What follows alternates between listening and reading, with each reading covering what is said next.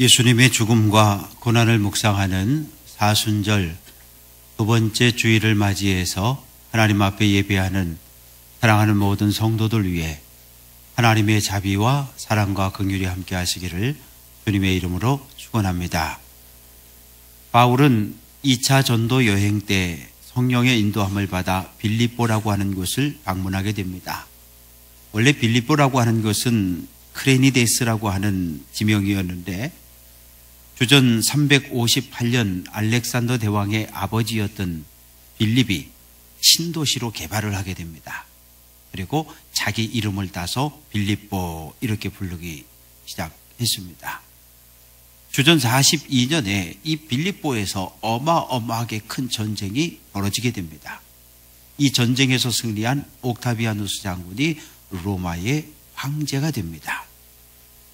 옥타비아누스는 이 전쟁에 공을 세운 군인들을 모두 이 빌립보 지역으로 옮겨서 이곳에서 생활하도록 했고 불편함이 없도록 이 지역을 계속해서 개발을 하게 됩니다. 로마에서 무려 1800km 떨어져 있는 아주 먼 곳입니다. 서울에서 부산까지 400km니까 이 4번 왔다 갔다 할 정도의 그 먼 거리에 있는 이 빌립보. 그런데 옥타비아누스 황제는 이 빌립보에 있는 시민들에게 로마 시민권을 부여합니다. 그래서 식민지였었는데 로마에서 멀리 떨어져 살고 있는데 이 빌립보 사람들은 라틴어를 사용했고 그리고 로마의 화폐를 사용했고 로마식 옷을 입고 로마의 풍습을 따르고 우리는 로마의 시민이니까 로마 시민에 합당한 그런 삶을 살아야 한다. 대단히 자랑스러워했습니다. 바울은 어디를 가든 가장 먼저 유대인의 회당을 찾아갑니다. 그런데 빌립보에 가보니까 여긴 회당이 없어요. 그만큼 유대인이 없는 지역이라 그런 말이죠. 강가에서 기도하며 복음을 전하다가 이 자주장사 루디아라고 하는 여인을 만나게 되고 루디아가 복음을 듣고 예수님을 영접합니다. 그리고 자기 집을 예배 처소로 제공을 하게 됩니다. 저 많은 귀신 들렸던 여종에게서 귀신을 내쫓았더니 이 여종이 예수를 믿게 됐고 빌립보 감옥의 간수의 가족이 예수를 믿게 되고 그래서 빌립보 교회가 세워집니다. 에바브로디도, 유오디아, 순두계, 글레멘드 많은 사람들이 하나둘씩 교회로 모여드는데 순수한 이방인들입니다. 유대인이 하나도 없었다는 이야기예요. 그리고 여성들의 영향력이 아주 큰 교회로 그렇게 성장을 해가기 시작합니다. 어느 날 빌립보 교회 성도들이 바울이 지금 로마 감옥에 갇혀서 재판을 기다리고 있다는 그런 뜻밖의 소식을 듣고 교인들이 헌금을 했어요. 우리에게 복음을 전해주셨는데 자 우리 조금씩 사랑을 모읍시다. 그래서 돈을 좀 마련하고 에바브로디도 편에 이렇게 들려서 로마로 보내는 겁니다. 가서 이거 옥바라지 좀 하는데 쓰고 오라고. 그리고 지금 우리 교회에 이러저러한 문제들이 생겼으니까 가서 바울 사도에게 이야기하고 답을 좀 받아가지고 오라고 그렇게 전합니다. 빌립보 교회에 어떤 문제들이 있었을까요? 유오디아와 순두계 이 두 여성도로 인해서 교회 안에 큰 갈등이 생겼습니다. 제가족도 아니고 초신자도 아니고 교회를 이끌어가는 임원들, 중직들인데 이 두 사람이 서로 갈등하고 대립하니까 교회가 둘로 쫙 나누어져 버렸어요. 처음에는 이방인들만 모였기 때문에 아무런 문제가 없었는데 유대교회에서 기독교로 개종한 유대인들이 한 사람, 두 사람 들어오기 시작합니다. 그들이 들어와서 이야기합니다. 할례 받아야 돼, 절기 지켜야 돼, 그거 먹으면 안 돼, 뭐 이렇게 저렇게 교회를 혼란케 합니다. 그뿐만 아니라 헬라 철학에 뿌리를 둔 이 영지주의자들이 교회 안에 들어와서 성도들을 유혹하기 시작합니다. 그래서 교회가 여러 가지 문제에 휩싸여 있었습니다. 빌립보 교회의 소식을 들은 바울은 대단히 안타까운 마음을 가지고 그 자리에서 편지를 쓰기 시작했는데 그 편지가 바로 오늘 빌립보서입니다. 본문을 포함하고 있는 빌립보서 3장에서 바울은 유대교회에서 기독교로 개종한 유대인 성도들을 향해서 더 이상 율법의 문제를 가지고 성도들을 혼란하게 하게 만들지 말아라. 문제를 일으키지 말아라. 이 유대인 성도들이 하나 둘 있을 때는 별 문제가 없었어요. 그런데 자꾸 들어오니까 하나의 그룹이 만들어지게 되고 목소리를 내기 시작합니다. 회의를 하고 밥을 먹을 때가 되면 자꾸 이야기를 하는 거예요. 여러분, 예수 믿고 구원받는다, 그거 맞는 말입니다. 그러나 그거 불완전해요. 예수만 믿어서는 구원받을 수 없어요. 안식일 지켜야 되고 할례를 받아야 되고, 아이고 그 음식 그거 안 돼요. 이방 신전에서 우상에게 드려졌다 나온 그 음식을 어떻게 먹습니까? 안 됩니다. 이렇게 자꾸 문제를 일으키기 시작합니다. 그러니 성도들은 대단히 혼란스러운 거예요. 이 도대체 뭐가 맞는 거야? 바울 사도는 와서 예수만 믿으면, 예수만 주님으로 믿으면 구원 얻는다 그랬는데, 율법의 시대는 끝나고 복음의 시대가, 예수 중심의 시대가 왔다 그랬는데, 그래서 바울은 2절 말씀에서 개들을 삼가고 행악하는 자들을 삼가고 몸을 상해하는 일을 삼가라. 바울은 유대교에서 개종한 성도들을 향해서, 유대인 성도를 향해서 개라, 행악하는 자들이라 이렇게 부릅니다. 그러면서 더 이상 죽은 율법을 가지고 성도들의 믿음을 흔들지 말라고 경고합니다. 그러면서 자기 자신의 이야기를 하는 거예요. 내가 어떤 사람이었는지 아느냐? 나는 대단히 부끄러운 과거를 가지고 있는 사람이다. 나는 태어나면서 로마 시민권을 가지고 있었기 때문에 로마 전역을 다닐 수 있는 사람이었고, 나는 혈통으로 핏줄로 순수한 아브라함의 혈통인 베냐민 지파 출신이다.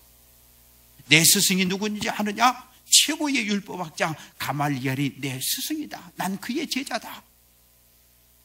날 봐라. 내가 유대교에 속해 있을 때 율법을 철저하게 지켰고, 교회를 파괴하고 성도들을 핍박하는 일에 나보다 앞장선 사람이 있느냐? 없다는 거예요. 왜? 사울은 예수님에 대한 잘못된 지식을 갖고 있었습니다. 예수, 유대교에 해를 끼친 사람, 예수, 율법을 무시하는 사람, 예수, 대제사장이 정한 규칙을 파괴하는 사람. 그래서 이 사울이었을 때 스데반이 복음 전하다 돌에 맞아 죽는 걸 보면서 저놈은 당연히 죽어야 돼, 그렇게 생각했던 사람, 교회를 파괴하고 집집마다 찾아다니며 예수 믿는 사람을 끌어다가 감옥에 넘겨준 사람, 예수 믿는 사람들이 저 멀리 다메섹으로 달아났다는 소식을 듣고 다메섹까지 예수 믿는 사람들을 잡으러 갔던 사람, 그게 나라는 거예요. 그게 나 바울이라는 거예요. 다메섹을 향해 열심히 달려가는데 갑자기 하늘로부터 빛이 사울을 둘러비칩니다. 깜짝 놀라 땅에 엎드려졌을 때, 사울아, 사울아, 내가 어찌하여 나를 박해하느냐? 음성이 들려왔고, 주여 누구십니까? 라고 하는 물음에 나는 내가 박해하는 예수다. 부활하신 예수님을 만났는데 그만 눈이 멀어버렸어요. 한순간 모든 것을 다 잃어버렸습니다. 사흘 동안 암흑 속에 삽니다. 음식도 먹을 수 없었고 물도 마실 수 없습니다. 도대체 예수님 이분은 누구신가? 죽었다가 사흘 만에 부활했다는 이야기는 내가 들었는데, 도대체 부활하신 예수님의 권능이 얼마나 크길래 멀쩡한 나를 눈이 멀게 해버리는가? 내가 지금까지 진리라고 믿고 쫓았던 이 유대교의 가르침이 틀렸단 말인가? 난 이제 어떻게 살아야 하지? 고통과 괴로움의 시간을 보내고 있을 때 누가 머리에 안수를 합니다. 형제 사울아, 주곧 내가 오는 길에서 나타나셨던 예수께서 나를 보내어 너로 다시 보게 하시고 성령을 충만하게 하신다. 그때 이 사울의 눈에서 비늘 같은 것이 떨어지고 다시 볼 수 있게 됐어요. 사울은 변했습니다. 예수 만난 사울은 변했어요. 유대교를 버렸고 이름도 바울로 바꿉니다. 그런데 그때 자기의 눈에 봐서 돌에 맞아 죽어가던 스데반의 그 얼굴이 떠오릅니다. 나도 스데반처럼 복음을 전해야지, 나도 예수님과 같은 삶을 살아야겠다 결단합니다. 이제까지 사울이 살아오면서 단 한 번도 고난을 경험한 적이 없습니다. 단 한 번도 매를 맞은 적도, 채찍을 맞은 적도, 돌에 맞은 적도, 감옥에 갇힌 적도 없었어요. 그러나 부활하신 주님을 만난 후 가치관이 달라졌어요. 예수님과 좋은 관계를 맺는데 방해가 되는 것, 세상적인 모든 자랑 다 배설물로 여겨버립니다. 배설물이 무엇입니까? 개에게 던져주는 똥이나 음식, 찌꺼기 같은 거예요. 바울은 이방인을 위한 사도로 부름을 받습니다. 소아시아, 빌립보, 갈라디아, 고린도 복음을 전합니다. 그러나 가는 곳마다 문제가 생겼어요. 지금까지는 존경받는 바리새인, 존경받는 율법학자였는데 유대교인들로부터 배교자라고 욕을 먹고 배교자라고 손가락질 당하고 돌에 맞습니다. 로마 시민권을 가지고 있는데 정당한 재판을 받지도 못하고 채찍에 맞고 감옥에 갇히는 고난을 겪습니다. 바울은 로마 감옥에 갇혀 있어요. 왜? 부활하신 주님을 전했기 때문에. 예수님을 만났고 예수님을 믿었고 예수님을 따랐고 예수님을 전했기 때문에 당하는 고난입니다. 바울은 그 마음에 부활하신 주님의 능력이 나와 함께하면 이 고난도 능히 감당할 수 있다고 확신을 하게 됩니다. 바울은 빌립보 교회 성도들을 향해서 너희는 나를 본받으라 이렇게 말합니다. 이 본받다는 헬라어 미모스라고 하는 단어는 똑같이 그대로 따라한다, 모방한다 그런 뜻이에요.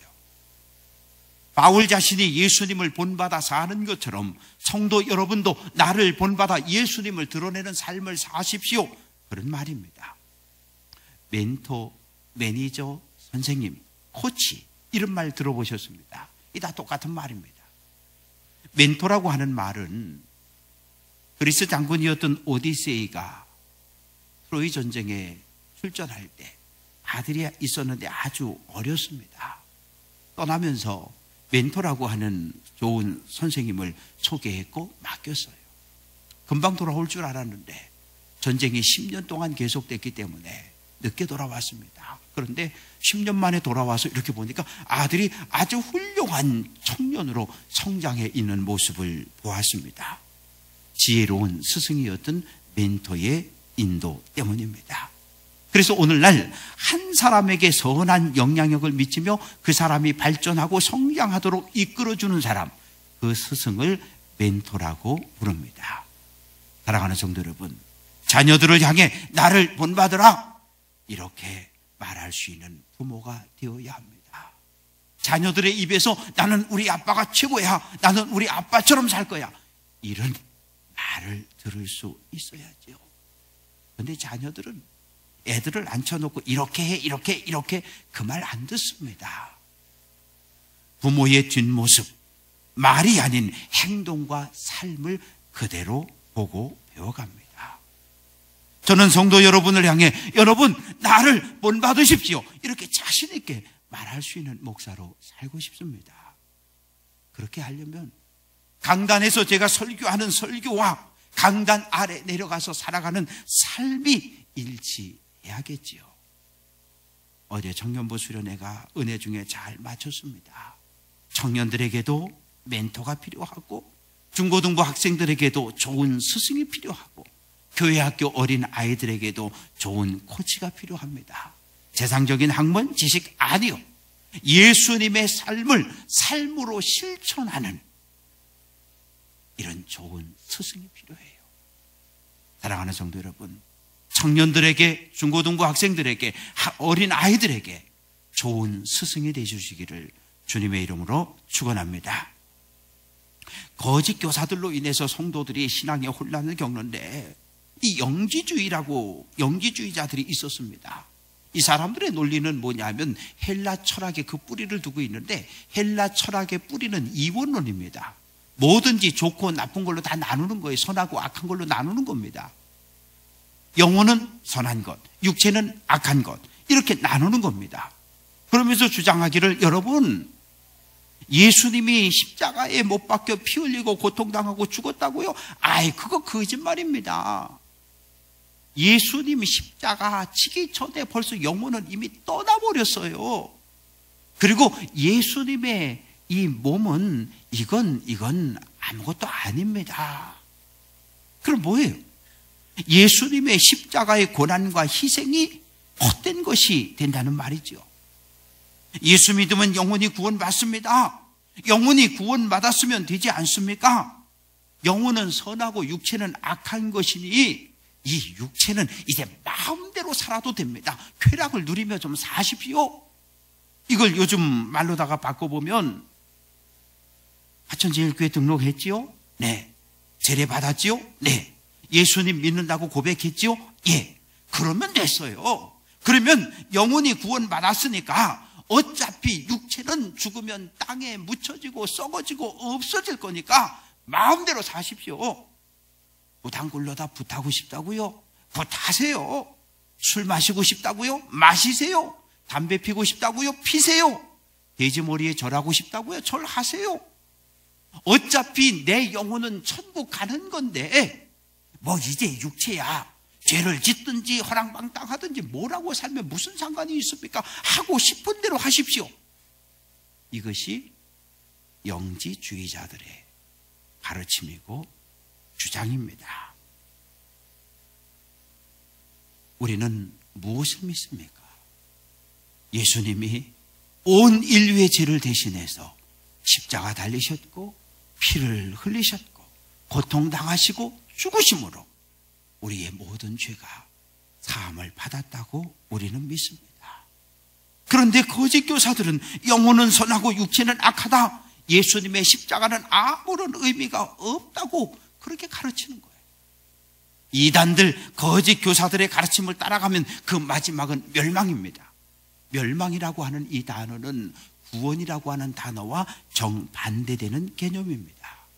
예수 믿는다고 하면서 육체의 쾌락을 따라 살면 어떻게 될까요? 교회 장로님입니다. 버릴 걸 버리지 못했어요. 어느 날 몸이 아파서 병원에 갔더니, 대학병원에 갔더니 가난 말기입니다. 한 달 정도 더 사실 텐데 담배 끊으시지요.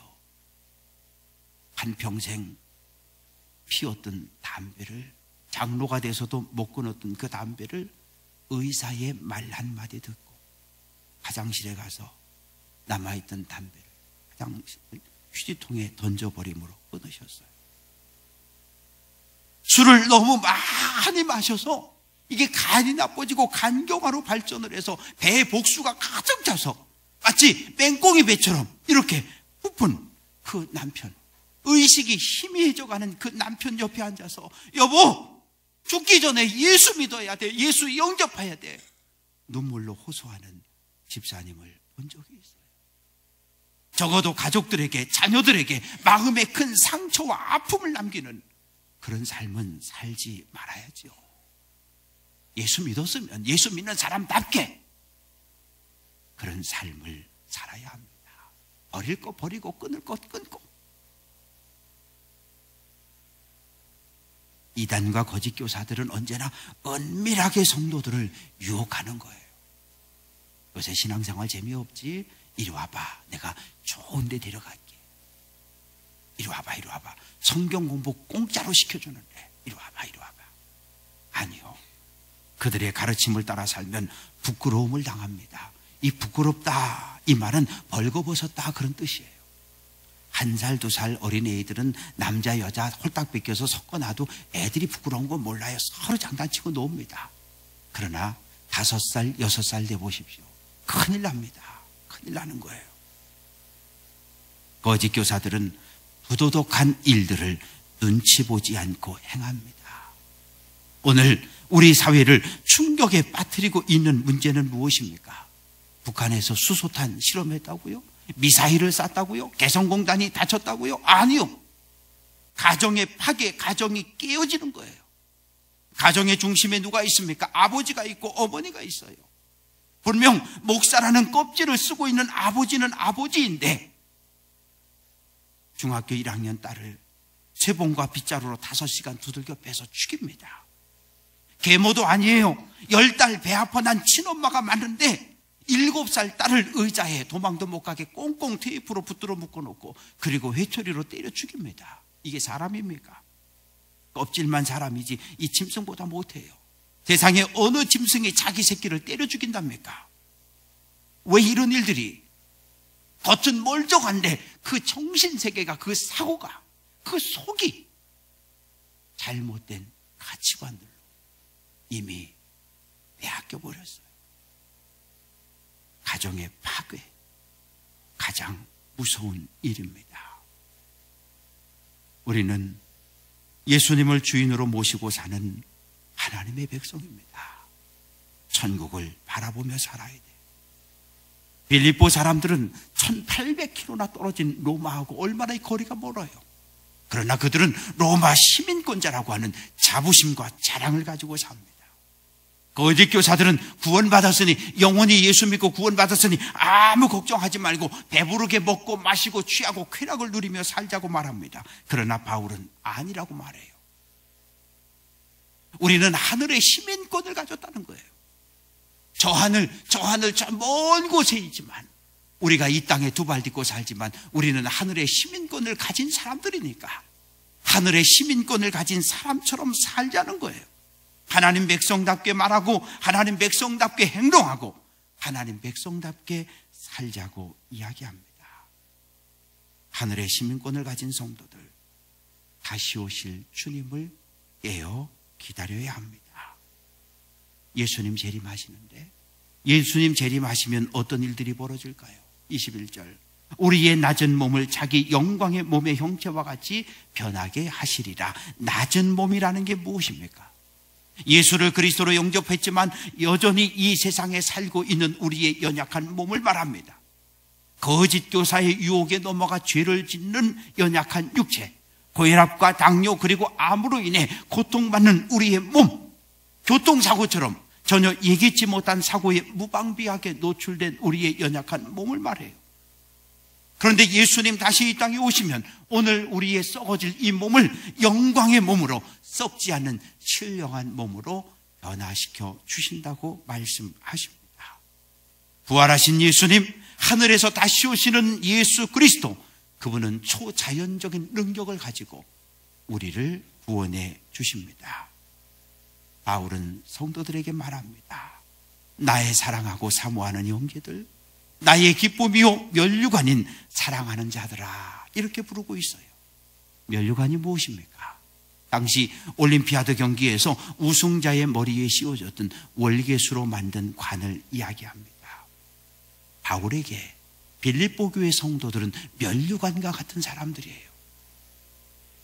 예루살렘 안디옥 출발해서 드로아까지 갔다가 거기에서 배 타고 바다 건너서 산맥을 넘어서 찾아간 곳, 거기가 바로 빌립보입니다.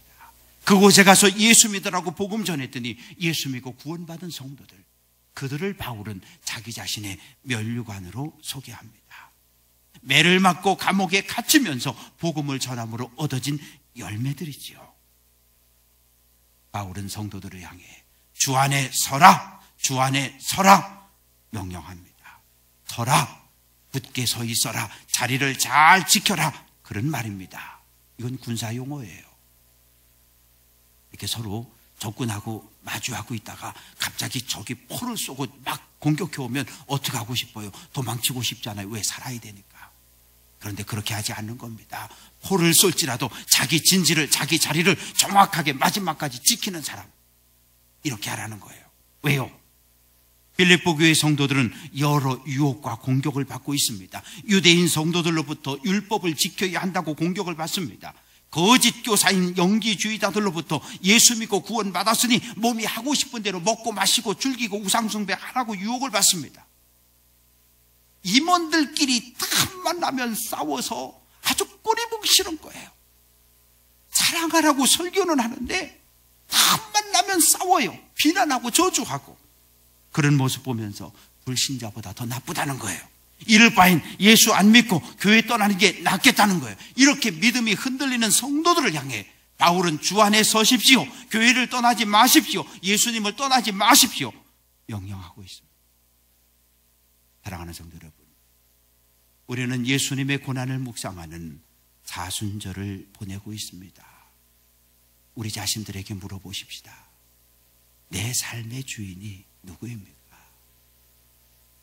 나 위에 십자가 지고 피 흘리신 예수 그리스도, 여러분이 내 인생에, 우리 인생의 주인 되시기를 주님의 이름으로 축원합니다.